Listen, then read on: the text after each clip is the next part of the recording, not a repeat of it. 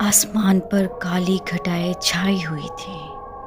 बारिश इस शिद्दत से हो रही थी जैसे पूरा शहर डूब जाएगा। जंगल के बीच सुनसान सड़क पर एक काला एसयूवी पूरी रफ्तार से भाग रहा था।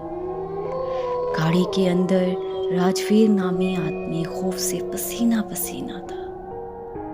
इसके कपड़े खून से भरे हुए थे और हाथ पूरी तरह कांप रहे थे। वो बार बार मिरर में देख रहा था। अचानक मिरर में एक औरत नजर आई।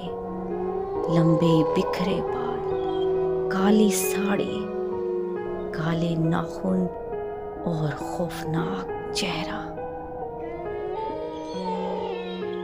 राजवीर की चीख निकल गई। नहीं नहीं, वो तो मर चुकी है। अगले ही लम्हे गाड़ी का स्टीयरिंग खुद ब खुद घूम गया। एसयूवी जोर से दरख्त से टकरा गई। शीशा टूट गया, खून हर तरफ फैल गया।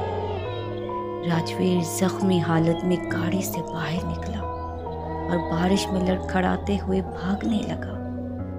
तभी पीछे से औरत की आवाज आई, मुझे छोड़कर कहाँ जाओगे राज?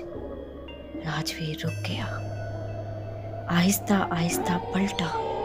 वही औरत उसके सामने खड़ी थी, लेकिन अब उसका चेहरा आधा जला हुआ था। जिस्म से जलने की बदबू आ रही थी।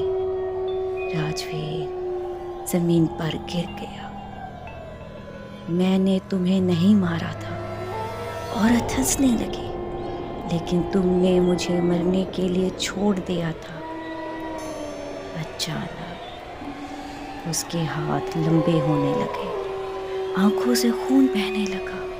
पूरा जंगल चीखों से गूंज उठा और अगले ही लम्हे राजवीर की खौफनाक चीख सुनाई दी और फिर मुकम्मल खामोशी हर तरफ छा